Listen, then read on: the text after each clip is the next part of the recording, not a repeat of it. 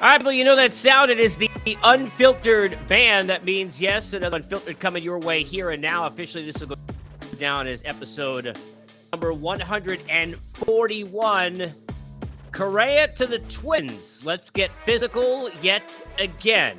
Welcome on board. You can always jump on board the Unfiltered Revolution, whether we're live like we are now on Twitter and YouTube, where you can get the channel in my bio and subscribe and jump on board all of our videos and conversations and interviews over the course of the first 140 episodes, or whether you get us where most people do on Apple, Spotify, and everywhere else that you get your podcasts. It's good to have you along the way.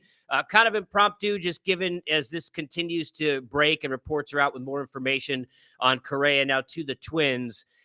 Really, in watching this kind of unfold, even in the first hour on Twitter, and which is why I put it in the title this way if you're watching live, where the amount of people, and I understand it, and I'm going to get into it, who were from within the Mets fan base and from outside talking about the Mets Metting. I used to say, like that show, That's So Raven, That's So Mets, or you want to say LOL Mets.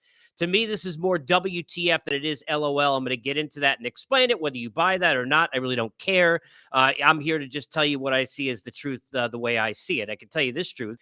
BetOnline remains your number one source for all your sports betting needs this season. You always find the latest odds, team matchup info, player news, and game trends over at BetOnline as your continued source. All your sports wagering information. BetOnline's got live betting, free contests, and giveaways all season long. It's always the fastest and easiest way to bet all your favorite sports and events, whether it's NFL, NBA, NHL, MMA, tennis, boxing, or even golf. It's simple. Get over to betonline.ag to join. You get your 50% welcome bonus with your first deposit. Make sure, though, to use the promo code BELIEVE. That's BLA to receive your rewards. It's BetOnline, where the games as we get started here live. And let me start here, because I'm going to give it to you the way, and we'll get into the chat, and I see some of your comments. You want to jump in live, you could do that. Also, if you want to respond and reply to the thread and get in on Twitter, I'll try and hit those as well as I go. Otherwise, I'll get you when we're off air. This sucks. If you're a Met fan, this sucks.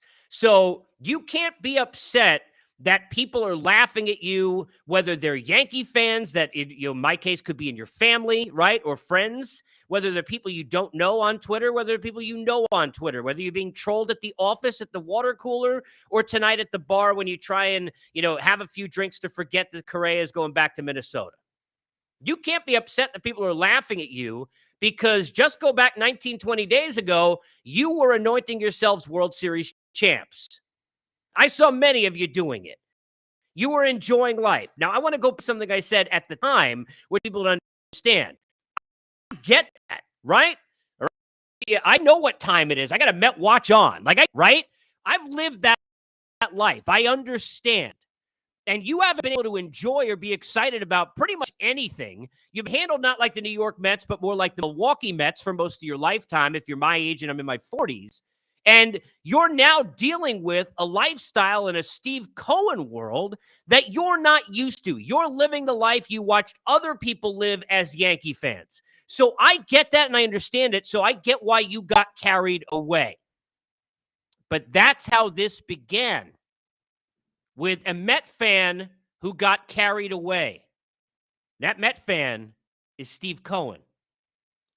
The mistake here is not the Mets looking into the physical that the Giants, who, by the way, are a pretty darn good organization.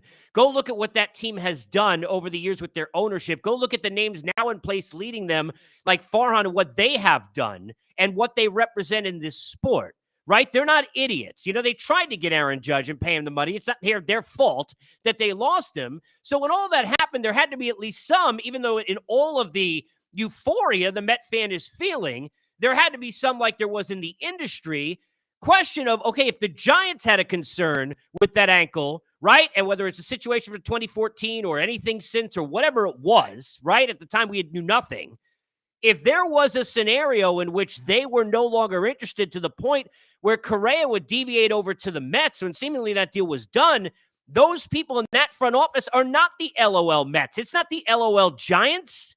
It's not the LOL Farhans. They know what they're doing, right? So there had to be. Now, you forgot all that because you were just in some, so elated, and I get it, that Carlos Correa was coming to you, but there was obviously smoke where there was fire. Not Arson Judge, but in the Correa physical. the oil Met way would be to go sign him anyway because of the thing to the fan base or because of the media or whatever dumb reason could be. The Mets have had them all over the years. We've lived them. And then to have it be a situation where they said, screw it. You know what? The Giants were worried and we see some concerns, but who cares? We just got a chance to get Correa. We're the number one favorite. Everybody thinks we're the greatest team since sliced bread. It's amazing. Everybody's excited. We got Verlander, Nimmo's back. We're going to go win a championship. We'll worry about it later. I'm Steve Cohen. I got tons of money. We'll worry about this in 6 years, if that's the length, right? Now, look, part of the Mets deal, reportedly, that they were offering at 6, which was not the 200, but the 157 and change, included them needing to give Carlos Correa a physical every single year because of how damn concerned they are by exactly what the Giants saw. Both willing to restructure, both interested, but at what cost? Because you see 200 for 6 years, and yeah, now there's vesting. It could get to 7, it could get to 8 years, get 9 years, 4 years, 7 years, all kinds of different machinations, but it all comes down to nobody is sure, and you're never sure, but nobody feels confident or comfortable that Carlos Correa's leg make it through this process over the certain years. The LOL Met thing to do would have been for the Mets to say, hey, look, you know what? Who cares what the Giants saw? We're the stars now. We put the Yankees and the Judge press conference on back page. And him being the captain, nobody even cared. We got Correa. We got Correa and Lindor. We're the Mets. We got cover of SI. We're going to be in the cover of MLB The Show. We're going to be, I'm just saying, we're the stars, right? In old Met days, you can think of Mets, you can think of Knicks, you can think of Yankees. New York teams get swept up in all that BS over all of these decades all the time. And the Mets are always making the wrong decisions for the wrong reasons. The LOL Mets would have said, who cares? We'll just deal with it. I'm Steve Cohen. I got tons of money. And I know that a lot of Met fans probably wish he did that and are thinking, hey, gee, it didn't work out. Even if it works out for 3 years, we win a World Series. And in year 4, his ankle splits in 18 pieces, heaven forbid. Who cares? Because you got tons of money anyway, bro. And I'm sure there's plenty of people who are going to feel that way. But that would have been the LOL Met thing to do. For instead of July 1st, Bobby Bonilla Day, for us to be talking about every year that Carlos Correa was being paid to not do a damn thing. To talk about every year Carlos Correa was being paid to be a disaster. That would have been the LOL Met thing to do. But the Met fan getting carried away, I don't blame. Where the LOL comes in here and where the blame should go here and where there's an issue here is the Met fan that got carried away that owns your franchise. And look, Uncle Steve, Uncle Stevie, Steve Cohen, whatever name you want to refer him to, I mean, he pretty much a god, okay? Like I get it. When somebody asks you, Ray, are you a god? You say yes. Gozer, step down because Steve Cohen here, right? I get it, right? I'm living the life. I understand it, right? I'm with you. But Steve Cohen made a mistake. Steve Cohen got the Met fan in him who wants, and I mean this in a good way, so desperately to please this fan base, so desperately to give the Met fan, and it's more the Met, not that he doesn't want to give it to the players, but he wants to give the Met, I mean, really, there are a lot of owners that want to make money. There are a lot of owners that want to win. And then there are some owners that want to win badly. And then there's owners that want to win so badly because it's not just their job or their business, but their heartstrings have been tied like you and me through all of their life back to his childhood, and he's older than I am. That's the guy who got carried away, mentioned Correa, was sitting there in Hawaii realizing that at that dinner, I'm about to be even more of a savior for this Met fan base than I've already been, and he's already been. From, you want to think of the Seaver statue, to the black jerseys, to the Scherzer, to the Verlander, to the Lindor, and then signing him to, you could go on down the line, right? Get Buck Showalter, the smart decisions that have been made, the Willie Mays, there are Old Timers Day. There are so many different things that have transpired in only a short time, 3 some odd years that Steve Cohen has been there, and he's been brilliant, and you're not going to be perfect. And owners are not normally exposed to the amount Steve Cohen is exposed in terms of, I would say to you, as somebody who happened to, many years ago, drop an F-bomb, on national television, Yeah, I could say to you, sometimes when you're on the air too long and a mic's in front of you too long, or it's on too long and you're not aware of it, you can get exposed that way, right? It's like a not everyday player who plays every day for 2 weeks and is great. And then what happens? They get exposed. Well, owners are not normally, outside of a Jerry Jones scenario, right? Which is not a good thing to be in that category. Or maybe a Mark Cuban, or you want to pluck a couple of others. You got to be a special breed to be in the scenario where you're out in front and you're doing interviews and you're on Twitter and you're on social media and you're making comments and you're not just behind the scenes. And Steve Cohen, look, to his credit, and I think it's been important in his brand building and the change of the culture and brand of this franchise, that he's been out in the forefront. But you alleviate that, you put yourself in a vulnerable position to be exposed, and he got exposed. He got exposed. The fandom part of him got exposed. He got overzealous. He shouldn't have done what he did. He put himself in a situation, naming Correa and getting it out there that way, that put himself with this Correa situation and then the Met fan base and then the media in more of a twirl than it would have been. And look, you got to give the Mets credit, because I thought, to me, and I don't know how everybody else saw this, because you never know. It's like, when they get managerial hires, I used to laugh back in the day covering it. One guy would be in there for like an hour and a half, and another guy is in there for like 4 hours, and they'd be like, well, the guy with 4 hours, one dude would write, clearly they had more questions for him, so they're more interested. And then the other guy would write, well, they were sure about the guy in an hour, and they knew the guy had 4.5 hours. They wanted to everybody reads in to whatever they want to see.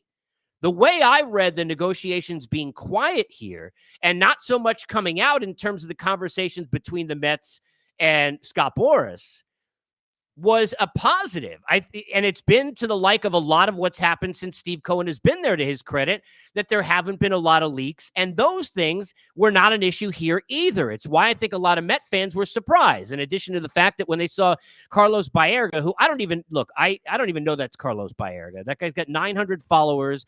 And look, I remember Carlos Baerga, who was a great player till he became a Met. And he hasn't been helping the Mets much in a lot of different ways now, if it isn't. But he had put out a few hours ago, deals imminent, or whatever, right? But the point being is that everything's been quiet and it hasn't been leaked. And I thought that was a good sign. And that still is the case, because things weren't leaked to other people. It's been Steve Cohen getting out in front and saying things himself. Steve Cohen being available on Twitter himself. But that got him into trouble here. The LOL in this situation is not Steve Cohen not wanting to give $300 million to a Carlos Correa who, let's be fair, had to go back to a team he did not want to play for. Let's not forget this, and I want to slow it down, and let's take a real pause. I want to understand certain things, okay? Number one, absolutely egg on the face for Steve Cohen. Is this a usual LOL Mets? Well, if you want to look at it at laughing at them, that the fact they didn't get Correa, you can definitely do that. But is it typical LOL Mets, like the Mets did something dumb? Not really. Did Steve Cohen do something he shouldn't have done? Yes. But that's not the fact that he doesn't sign the contract at $300 million. That would have been the LOL thing to do. Here's point number two. You must understand that we must understand. And Carlos Correa is a terrific player. I wanted him to be a Met no matter what team he plays for. I enjoy watching the guy in the past interview. He's an eloquent, intelligent player. Person. I like all of that. Okay. But let us understand the following. Carlos Correa just went back to a team he did not want to play for. He just went back to a team he does not want to play for. You could tell me all you want. Now, does he not want to play for them versus not having a job? No. Does he not want to play for them in getting $200 million versus 157 plus getting physicals every year, whatever else the machination the Mets had? No, because here's the other part of that. People are like, well, the Mets, how did they not go to 200? If you are working in a job, and I understand that Carlos Correa worked in his Mets job for 19, 20 days and never had it, he'll somehow get a tribute video. But if you're working in a job and your current job that you are working in, whatever, I don't care what it is, it does not matter, right? Let's say you've been working there 5 years and you get X amount of dollars. I'm going to use really ridiculous numbers just to point this example out. You make $300, just giving a number, $300 a week, all right? And you've been working there for 5 years, and you know that that's the deal that they offered you to continue to be paid at. Then they come to you and they say, okay, we're going to go make a new deal and we're going to sign you. And we're very excited for this extension, right? And here's the deal that we're going to give you. And it's a $400 a week deal, right? Then they go do some physical. If you have some job that would be related to whatever having to do with ankles, you run somewhere. Just follow me. Then all of a sudden they want to give you, instead of 300 million, 157. So instead of 400, they want to give you $220, which is less than you were going to make in the first place. Less when the conversation began. Because of your conversations with that company at that situation, you're more likely to go anywhere else if you have to suck it up in terms of money, because now you feel all kinds of dirty. Well, you promised me this, and what do you mean you won't pay me that? And that's how humanity and things work, right? So here's a situation where he can't be a Giant. Then he doesn't really want to be a Met at their terms because he probably feels disrespected. And how could you come back and do this? And you told me this was the deal. And you told Scott you agreed to this. And what do you mean? You knew about the physical and you waited all this time. And I'm just giving you conjecture on some of the things that could have been said, right? And, why are you waiting us out? And why are you putting out on Twitter that you're okay if we leave, which certainly was something, in my opinion, that was, it's no offense to Andy or anybody else, that was leaked from the Mets to make sure to get out there. We're okay if he walks. Right? Clearly, and I like Scott Boras too. Clearly, it's leaked out there. Hey, other teams are involved. That's how this works. Right? That's the game. But now you're playing games with me. Do you really want me anyway? So now you're thinking, I don't want to be here either. The Giants are off the board. Where the hell am I going to go? Am I going to go to a fourth team? Am I going to go somewhere else? Because the only other team that's wanted me since day one, but at a much cheaper dollar, were the Twins, where I just were. He has to go tail between his legs. Now, I understand. We like a lot of our tails between our legs at $200 million. I understand that. But I'm just trying to make the point that this isn't LOL Mets like Carlos Correa chose the Twins over the Mets, or the Mets got shafted in some way. This is the Mets decided that as much egg on their face as this would be, and it is now, that it was going to be way worse if they would have, after seeing those medicals and those images and those x-rays, if they would have gone and given $300 million deal to a player whose leg or ankle caused them to be in a surgery situation where all of a sudden their career was over. That's the decision they made. So yes, you can LOL at the situation that how ridiculous is it that Met fans have to go through this crap again? Because it is. You should laugh. You should laugh at how Met fans were saying they were going to be World Series champs because they got Carlos Correa. Now he's not there. You should laugh because Met fans were 2 months probably into their season on MLB The Show, not even waiting till next year's version came out, and Carlos Correa was getting all-star votes on their screen in their basement. Yes, you should laugh at that for sure. I would laugh at that. Absolutely. But it's not typical LOL Mets, because that would have been if they would have signed for the 300 because they cared more about optics than what they are now and the egg on their face without Correa. This is actually a smarter decision than normally the Mets would make in this scenario. And I'm not sure that people will understand that. And it's okay if people don't agree with it, but that is how it is. That is reality. The old dumb Mets would have been too. Look, just to give an example, remember Mickey Callaway when you had the situation with the reporter who got into the fight with Mickey Callaway? He goes out in a press conference. And I remember being on the air that day at SiriusXM and watching it. It was on the air at the time. And he gives the press conference, does not really apologize. It was terrible. It was awful. Like, I don't understand what the modus operandi was going into it, but he clearly didn't understand what he was supposed to say or do. Then he gets ripped on Twitter, on the show I was doing and everywhere else. And an hour and a half later, he goes back out to do another pregame press conference, basically to apologize for the other press conference. Do you know what happened in the meantime? The Mets, they meted. They put a guy out there when he wasn't supposed to be, then read all the responses on Twitter and social media, were afraid of all the egg on the face, and sent him back out there to look like a jackass even worse than the first time. In this situation, they did the opposite.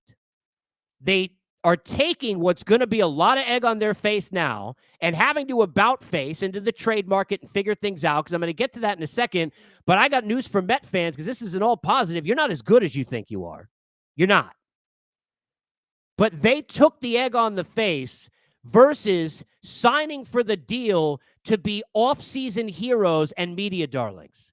They could have easily ignored it, thrown some language in there, done the $300 million deal and acquiesced to Correa, who wanted to be a Met, put on a press conference and been heroes. If they had a presser coming up on next Monday, it would have been watched by anyone and everyone on MLB Network and MLB.com and on their own Twitter, and everybody would be sucking up to the Mets in spring training, every show, every fan base, everybody would be locked in. If you could find some kind of hard knock show, that's where you should do it. Every eye would be on what is going on in Port St. Lucie. And they didn't bite. They're taking the egg on the face to not make the bigger mistake. That's not a Met thing to do.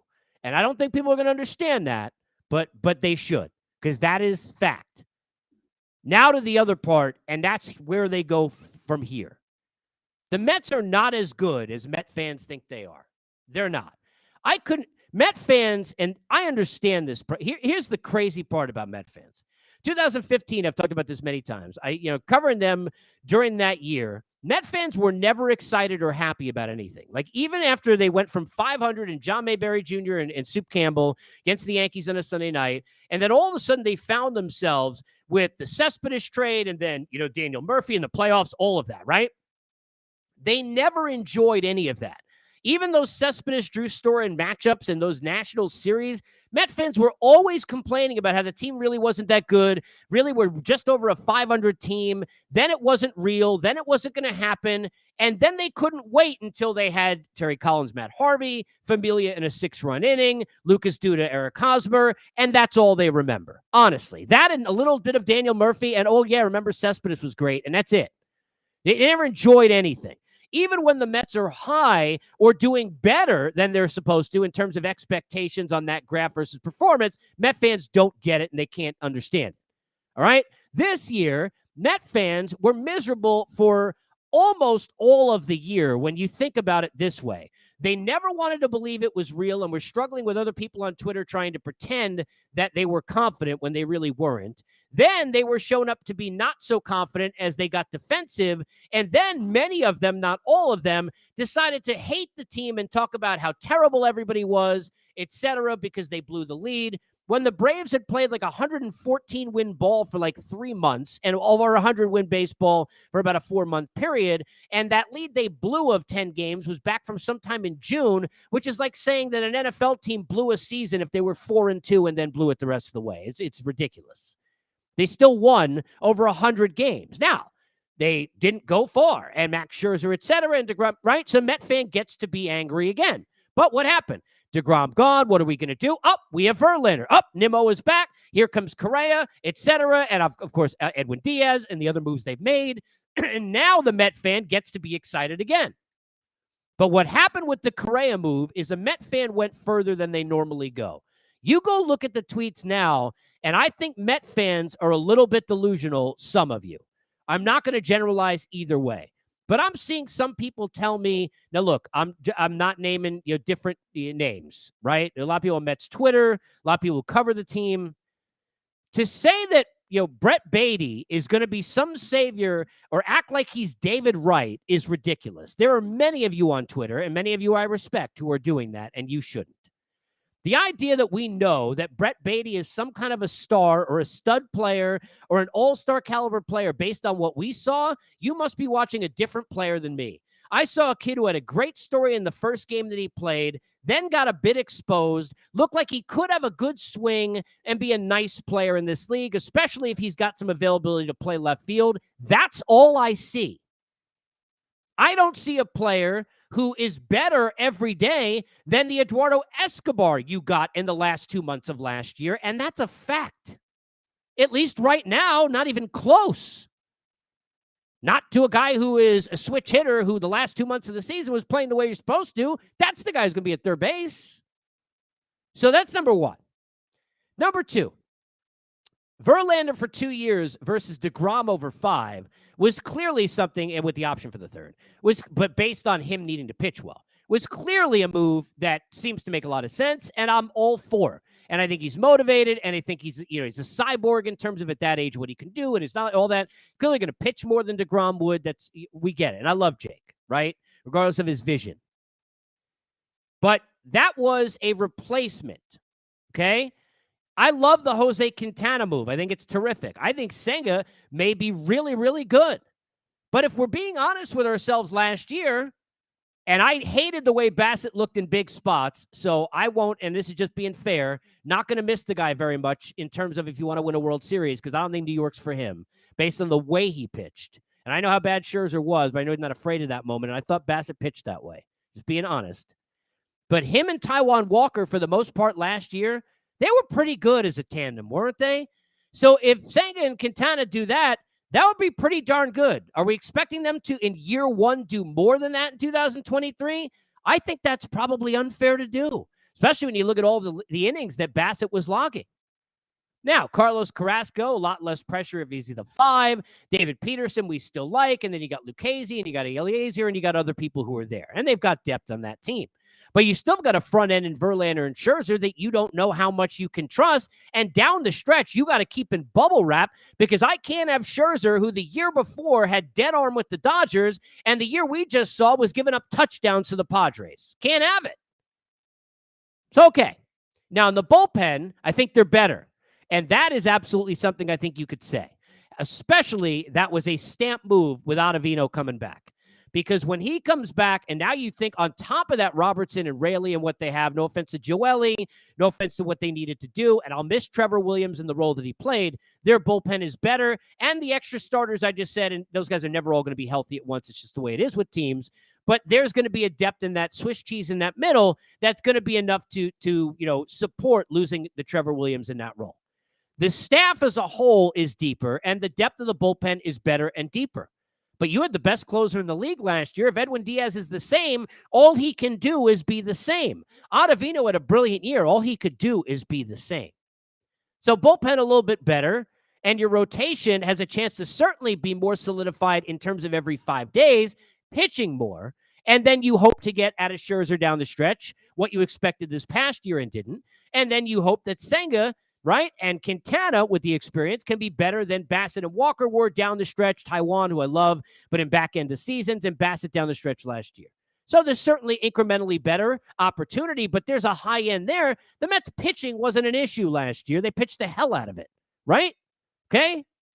Now let's get to the lineup. What is Francisco Alvarez? No idea. In all the excitement from the Met fans this season about how everything's going to be amazing, right? And I know everybody was excited that James McCann is gone. I like Omar Narvaez. That's fine. And Tomas Nido, a Gold Glove candidate. And we know he hit better than we thought last year, and all that is great, right? What is Alvarez? Is he the right-handed DH every day? Is he the backup catcher? He can't be. There's 3 catchers. So is he catching 10 games? What's the point of that? If that's the case, catch him in the minor leagues for a year, and then he's not even on the team. But point being, we don't even know that. We don't even know that. Now, without Correa, you're not moving Guillorme or Escobar, because now you need those pieces. So if Escobar is going to play third base, and Beatty's going to be a little bit in the outfield and a little bit at third base, and you're going to sit there and play McNeil at second and Lindor at short and Alonso at first with Nido behind the plate, right, and Narvaez on the left, and that's how you're going to go, right? And you got Nimmo in center, you got Marte in right, and you got Canna, and you got, let's say, Beatty right, left. And I'm just giving you as it is now. I got news for you. That team can't hit enough to do what you want it to do. Nope. Last year, Starling Marte, when he went down, and I said this at the time, that was the most crucial thing that happened. The one thing that makes you a little bit okay with how bad the offense was at points the last 2-3 months, and in big spots, it was anemic. It was terrible. Against San Diego, terrible. Against Atlanta in 2 separate series, it was brutal. In big games against bad teams, Cubs, National, it was terrible. Outside of Jeff McNeil every at-bat, seriously, and Brandon Nimmo almost every at-bat. There were a lot of at-bats, and he got tired down the stretch that Lindor was an easy out and swinging away at pitches in the dirt for some reason. And he had a great year, but this is true. And Pete, he certainly looked a little bit tired too, and I think was taxed. They needed more help.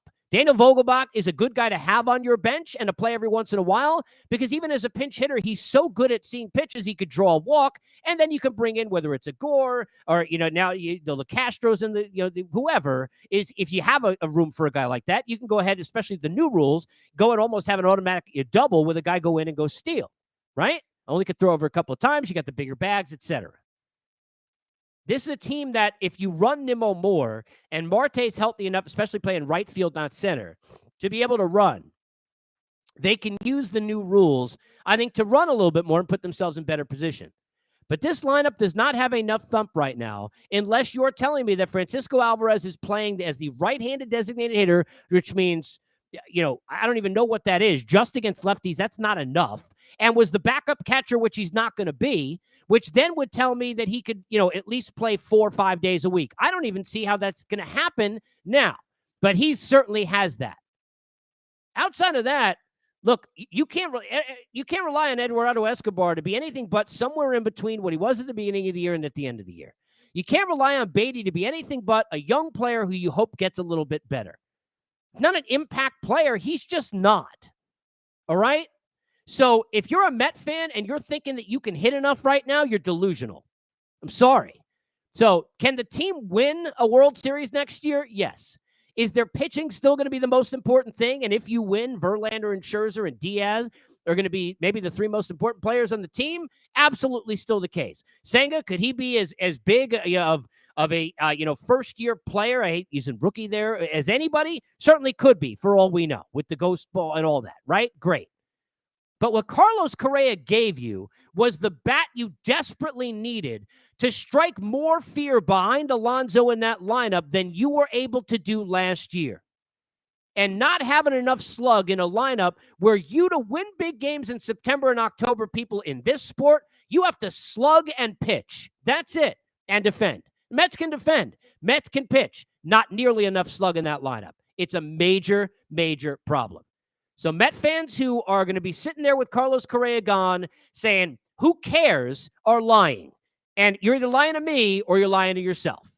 Because as much as this is not LOL Mets, because it's not, they actually would have been more of a laughingstock if they would have succumbed to not caring about what they saw in the physical just to win over the world in the offseason and sign whatever deal to bring Correa in. That would have been LOL. What is WTF. Because if you're a Met fan, right now, your team cannot hit enough to go win a World Series. This is Unfiltered, as always. We're presented by